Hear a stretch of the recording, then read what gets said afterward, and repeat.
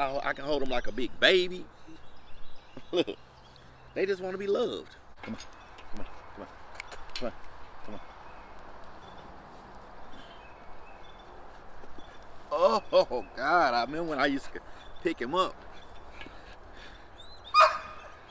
Stop, Coco. This is Apollo.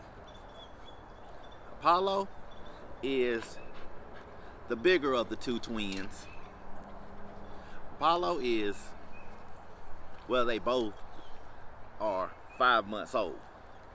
And I named him Apollo, and I named his brother Rocky because one of my favorite movies was Rocky.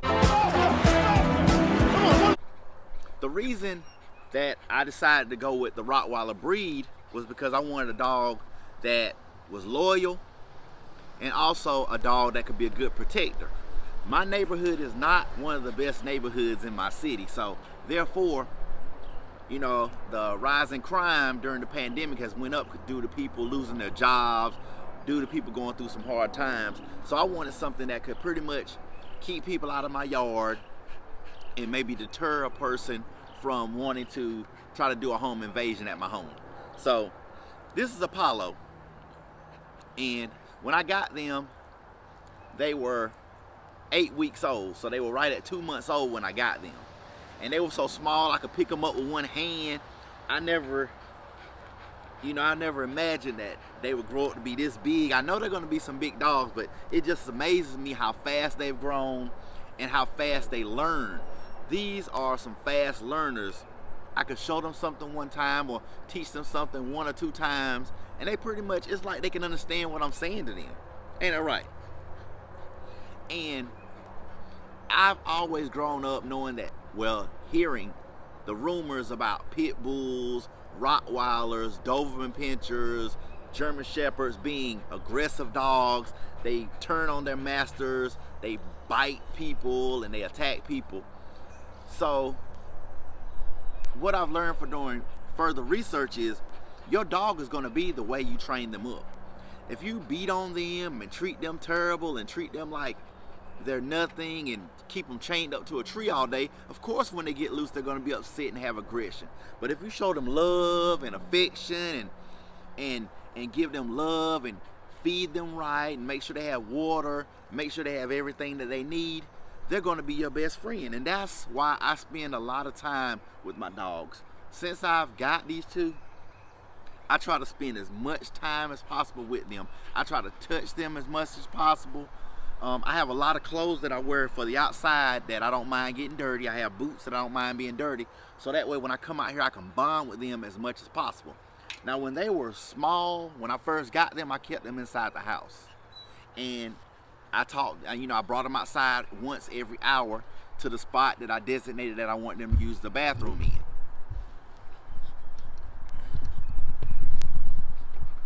So, as you can see, Rocky's coming over here. He wants some attention. So I'm going to switch off. I'm going to put Apollo's big tail down, and I'm going to pick up Rocky. This is Rocky. This is the other one, Rocky.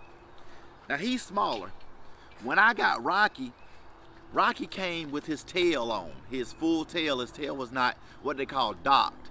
And that's when the tail is cut down, cut off, or cut down. He had a full tail when I got him. So I docked his tail on my own. And you know, some people are for docking tails, some people are not for docking tails. But as you can see, it came out fine. I like the way it looks on him. It doesn't bother him. I can touch his tail. He doesn't feel a thing. He doesn't even know that his tail is missing. But Rocky is the smaller of the two. Rocky was the runt, what they call the smallest one out of the litter that he was born in. The litter that these two came from had 9 puppies. And I got Apollo, which is the biggest of them all. And I got Rocky, which was the smaller of them all. So as you can see, I treat them the same way. I try to treat both of them as equal. I try to feed them the same. I try to wash them at the same time. I try to play with them at the same time. I try to spend time with both of them equally. And I want to let them know that I care about them. That's why I touch them everywhere. I touch their paws a lot too, so that way it makes it easy when I'm trying to clip their nails. See? And see, they don't have a problem with it because since I've had them, I've been touching them. And as far as people thinking that their animals will bite them, I always put my hands around their mouth. Ever since I had them, when I first got them, I started touching them on their mouth. You know, they'll lick my hand and stuff, but they know not to bite my hand. When they used to nip at my hand, I would give them a harsh no, you know, and I would grab them right here. I would tell them no and grab. Anytime they did a behavior that I didn't want them to do, I'd yell out no and I'd grab them right here. When I grab them right here, that's like their mother, that's imitating their mother grabbing them by the neck like a disciplinary action, like no. And so the commands that I taught them were no, sit, lay, and come. But they know their name, so if I call Rocky's name and I put my hand out like this, he automatically comes to me. I started doing that with them when they were at a young age, and I would have treats in my hand, and I would call Rocky's name and hold my hand out like this, and he would come get the treat. Or I would call Apollo's name and hold my hand out like this, and he would come get the treat. So now I don't even have to use the treats anymore. I can just call their names and they'll come. Basically, I wanted my animals, I wanted my puppies, my 2 dogs, to be protective if I'm not here. And also if there's a stranger comes in my yard that they don't know, I want them to, you know, bark, check it out. You know, they're very attentive. They pay attention to everything. They pay attention to everything. And to be honest with you all, I was never into animals until one of my ex-girlfriends, she was looking around for a pet, a small dog. I forgot the name of the dog she was looking for, but anyway, and she really treated that dog like a human. She would take it places, let it ride in the car. She would let the dog in the house. And I grew up here in North Carolina where I grew up, most people didn't keep dogs in the house.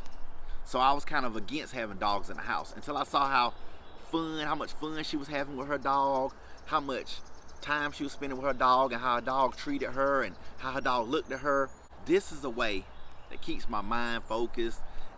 They're like my best friends. I can come out and talk to them. I know it sounds crazy, but I can come out and talk to them, exercise with them, run around with them, and they're just real cool. They're just fun. And as you can see, they just want to be loved. Any animal, anybody has a pet, cat, dog, bird, a fish, a squirrel, if you have a hamster, if you have a possum, whatever animal you have, your animal is just like you. They just want to be loved. They just want to be loved. Look, I can hold them like a big baby. Look, they just want to be loved. So show love to your family, friends, your animals. That's the key to a happy life. Spreading love, positivity, positive energy. So I'm here in North Carolina. I want to send you guys some positive energy. I want to send y'all some love. Wherever you're at, drop down in the comments if you have a pet. Drop down in the comments where you're from. Drop down in the comments and tell what type of dog you have.